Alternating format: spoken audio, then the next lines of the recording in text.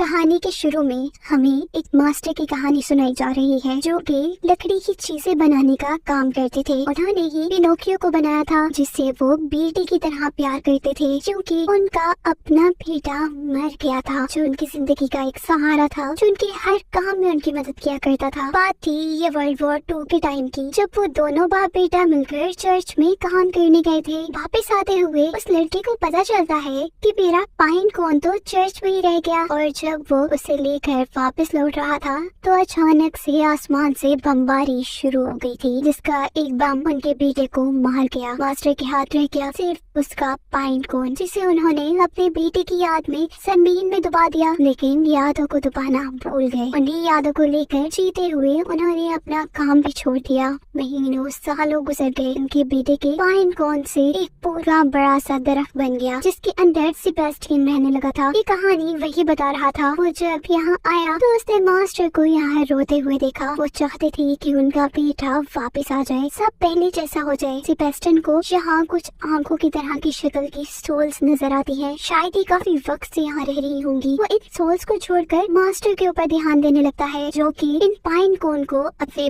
उस पाइन कोन को अपने बेटे की मौत का जिम्मेदार समझ रहे थे, जिससे ये दरख्त बना था और जिसे लेने के लिए उनका बेटा वापस चर्च गया था। जहाँ से गुस्से में मास्टर उस दरख्त की लकड़ी काटने लगते हैं। गुस्से में मास्टर अब उस दरख्त की लकड़ी काटने लगते हैं और चाहते हैं कि वो इसकी लकड़ी से अपने बेटे का पुतला बनाएंगे। उसकी याद में मास्टर उस दरख्त की लकड़ी को अपने घर ले आए थे। इस तरह सेबेस्टियन भी, जिसका घर उस लकड़ी के अंदर था, वो भी मास्टर के घर आ गया था। यहाँ मास्टर नशे में एक अजीबोगरीब सा पुतला बना देते हैं जो शायद उनके बेटे जैसा तो नहीं है। तभी सेबेस्टियन ने जितनी भी सोल्स को बाहर देखा था जो कि आंखों की शक्ल की दिखती थी, वो सारी उस घर में आने लगी थी। सेबेस्टियन उनको यहाँ से भगाने की कोशिश करता है, लेकिन अचानक देखते ही देखते वो सारी सोल्स मिलकर एक परी में बदल जाती हैं। परी बताती है कि इस ओल्ड मैन ने, यानी मास्टर ने, अपने बेटे को वापस मांगने की इतनी ख्वाहिश की है, इतनी विश की है कि मुझे उनके बेटे की सोल को वापस करने आना ही पड़ा। वो उनके बेटे की सोल को उसी पुतले में डाल देती है जिसे मास्टर ने अपने बेटे की याद में बनाया था। परी उस पुतले का नाम पिनोकियो रखती है। सेबेस्टियन सब कुछ अपनी आंखों से देख रहा था, उसे यकीन नहीं आ रहा था उसके सामने एक परी है जो कि एक पुतले में जान भर रही है। परी सेबेस्टियन से कहती है कि तुम हमेशा ही पिनोकियो के साथ रहना, उसे अच्छी चीज सिखाना, और इसके बदले मैं तुम्हारी कोई भी विश पूरी कर दूंगी। लेकिन खैर, अब हमें यहाँ दिखाया जाता है पिनोकियो को, जो कि यहाँ आकर काफी खुश है। वो घर की सारी चीजों को देखने के चक्कर में काफी तोड़ फोड़ कर चुका है और अपनी आंखों पे यकीन ही नहीं आ रहा कि उनका बनाया हुआ पुतला चल भी रहा है। उसकी सारी शरारतें देखते हुए, उसे चलता हुआ देखते हुए मास्टर काफी ज्यादा डर चुके थे, इसीलिए मास्टर ने उसे एक अलमारी में बंद कर दिया था। जबकि वो पुतला पिनोकियो, जिसके अंदर उनके बेटे की सोल थी, वो अलमारी के अंदर से उन्हें पापा पापा कहकर बुला रहा था। मास्टर इतना डर चुके थे कि वो उसे छोड़कर चर्च चले जाते हैं। पिनोकियो भी उनके पीछे पीछे उन्हें ढूंढते हुए आता है। तो चर्च में बैठे हुए सारे लोग उसे देखकर डर चुके थे। मास्टर सबको बताते हैं इसे डरने की जरूरत नहीं, ये तो सिर्फ एक लकड़ी का पुतला है। जबकि पिनोकियो कहता है नहीं नहीं, मैं तो बच्चा हूँ एक। और ये बात कहते ही उसकी नाक में से और ज्यादा पौधे निकलने लगे थे। इससे पहले कि और लोग डर जाते, चर्च के फादर मास्टर को पिनोकियो को यहाँ से ले जाने को कहते हैं। अगले सीन में दिखाया जाता है कि चर्च के फादर और उनके साथ कुछ और लोग मास्टर के घर आए थे ये कहने के लिए कि उन्हें पिनोकियो को स्कूल भेजना चाहिए। उनकी इन्हीं बातों के दौरान हम देखते हैं कि पिनोकियो, जो कि आग के पास बैठा हुआ था, अब क्योंकि वो लकड़ी का बना था इसीलिए उसके पाँव जल जाते हैं। वो काफी घबराता है, शोर मचाता है, और तब जल्दी से मास्टर आकर उसे पानी में डालकर उसकी आग बुझाते हैं। उसके दोनों पाँव कट चुके थे, यानी टूट चुके थे। मास्टर अगले दिन उसके पाँव ठीक करके चर्च के फादर के कहने पर उसे स्कूल भेजने की तैयारी कर देते हैं। जहाँ रास्ते में पिनोकियो को देखता है एक मंकी, एक बंदर, जो कि सर्कस का पोस्टर लगा रहा था। वो अपने मालिक को जाकर पिनोकियो के बारे में बताता है और वो लोग उसे देखकर हंसने लगते हैं। उनकी हंसी का मतलब ये था कि पिनोकियो उनके बहुत काम का था। अगर वो सर्कस में पिनोकियो को रखते तो उन्हें बहुत पैसे मिलने वाले थे, इसीलिए वो स्कूल जाते पिनोकियो को रोककर कहते हैं कि तुम स्कूल न जाओ, स्कूल जाकर क्या होगा, सारे लोग तुम्हें वहाँ देखकर डर जाएंगे। तुम्हें हमारे साथ काम करना चाहिए, जहाँ तुम्हें हर कोई पसंद करेगा, हर कोई प्यार करेगा और तुम मशहूर हो जाओगे। पिनोकियो थोड़ा सा डर रहा था, तभी वो आदमी पिनोकियो को कहता है कि तुम मानो या ना मानो, लेकिन इससे तुम्हारे बाबा भी बहुत खुश होंगे। ये बात सुनते ही वो उनकी बातों में आ गया था। सर्कस शुरू हो जाती है। पिनोकियो शो के अंदर अपने आप को दिखा रहा था। सभी लोग उसे देखकर बहुत हैरान थे, बहुत खुश थे। और तभी मास्टर भी इस शो में आ जाते हैं और पिनोकियो को डांट कर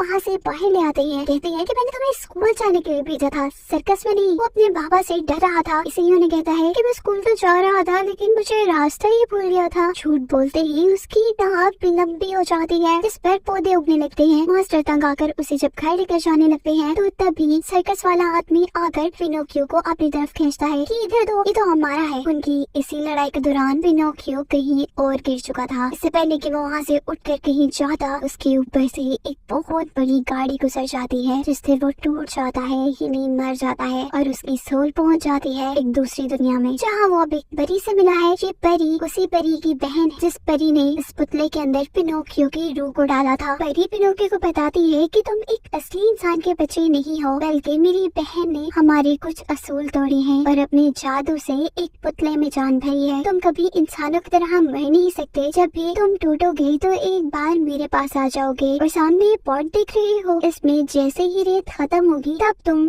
दोबारा दुनिया में चले जाओगे। इस रेत के नीचे जाने तक तुम्हें मेरे पास रुकना होगा। रेत खत्म होते ही इंसानी दुनिया में उस लकड़ी के पुतले के अंदर जान आ चुकी थी। ये नहीं, पिनोकियो जिंदा हो चुका था। तभी यहाँ सर्कस वाला आदमी कहता है कि ये तो हमारा है, क्योंकि इसने साइन किए हैं पेपर्स पर सर्कस में काम करने के लिए। जबकि मेयर चाहते थे कि पिनोकियो, जो कि कभी मर नहीं सकता, क्यों ना वो फौज का हिस्सा हो, लेकिन पिनोकियो के फादर यानी मास्टर ऐसा नहीं चाहते थे। पिनोकियो फौज में जाने की बात से बहुत खुश था। तब मास्टर उसे कहते हैं कि मैं सोचता था कि तुम हमेशा मेरे बेटे की तरह हो, जो मेरी हर बात मानता था, लेकिन ऐसा नहीं है। तुम तो मेरे ऊपर बोझ ही बने रहते हो, मुझे टेंशन ही देकर रखते हो। ये बात सुनकर वो दुखी हो जाता है और फैसला करता है कि अब तो मैं सर्कस वाले आदमी के पास ही जाऊंगा। सेबेस्टियन घर आने पर उसे ही काम करने से मना करता है, तो वो सेबेस्टियन को एक गिलास के नीचे डुबा कर चला जाता है। वो सर्कस में भी इसलिए जा रहा था ताकि उसके काम के पैसे उसके डैड को मिल सके, जो उसे बोझ समझ रहे थे। उसी दौरान सेबेस्टियन मास्टर को सारी बातें सच बता देता है कि पिनोकियो सर्कस में जाने लगा है। वो पिनोकियो को रोकने के लिए, उसे अपने पास रखने के लिए उसका पीछा करते हैं, लेकिन अब काफी देर हो चुकी थी। पिनोकियो सर्कस वालों के साथ कहीं और जा चुका था और अब उसे लेने के लिए मास्टर उसका पीछा कर रहे थे। वो सर्कस वाले नए नए शहर में जाकर पिनोकियो को दिखाते थे, इससे बहुत पैसे उन्हें मिलते थे। पिनोकियो को लगता था कि वो कुछ पैसे उसके डैड को भी बेच रहे हैं, लेकिन ऐसा नहीं था। पिनोकियो को ये सुनकर दुख तो होता है, लेकिन अभी तक वो ये नहीं मान पा रहा था कि उसका बॉस उसके साथ झूठ भी बोल सकता है। खैर, हमें दिखाया जाता है मास्टर को समुद्र के सफर पर, जो कि पिनोकियो के पास आना चाहते थे, लेकिन समुद्र में बहुत बड़े बड़े खतरे होते हैं। ये बात शायद वो नहीं जानते थे और अचानक वो लोग एक बहुत बड़ी सी मछली के मुंह के अंदर चले जाते हैं। जबकि यहाँ पिनोकियो जब अपने बॉस के पास ये बात करने जाता है कि अपने डैड को पैसे क्यों नहीं भेजते, तो देखता है कि उसका मास्टर उसके साथ ही बंदर को मार रहा था। ये देखकर उसे काफी बुरा लगता है। वो बंदर को जब बचाने की कोशिश कर रहा था तो मास्टर उसे भी मारने की धमकी देते हुए कहते हैं कि तुम मेरे गुलाम हो, मैं जो चाहे तुम्हारे साथ करूँ। अब पिनोकियो ने अगला शो करना था, जहाँ उससे उसका मालिक एक अजीब सा काम करवाता है। वो एक सोल्जर की बेइज्जती करने को उससे कह रहा था। जब पिनोकियो ये शो कर रहा था, उसे देखने के लिए वो सोल्जर भी आया हुआ था। सोल्जर गुस्से में उसे मरवा देता है। यहाँ उसके डैड, जिसे मछली ने निकल लिया था, हमें दिखाया गया है कि वो तो अभी तक जिंदा है, लेकिन पिनोकियो मर चुका है। अब वो दोबारा आया है उसी परी के पास, जहाँ वो पहले भी मरने के बाद आया था। पिनोकियो जिंदा होकर जब दोबारा दुनिया में आता है तो अब उसके इर्द गिर्द बहुत से बच्चे थे और शहर का मेयर, वही मेयर जो पिनोकियो को एक फौजी बनाना चाहता था। वो लोग फौजी बनने की ट्रेनिंग कर ही रहे थे कि तभी आसमान से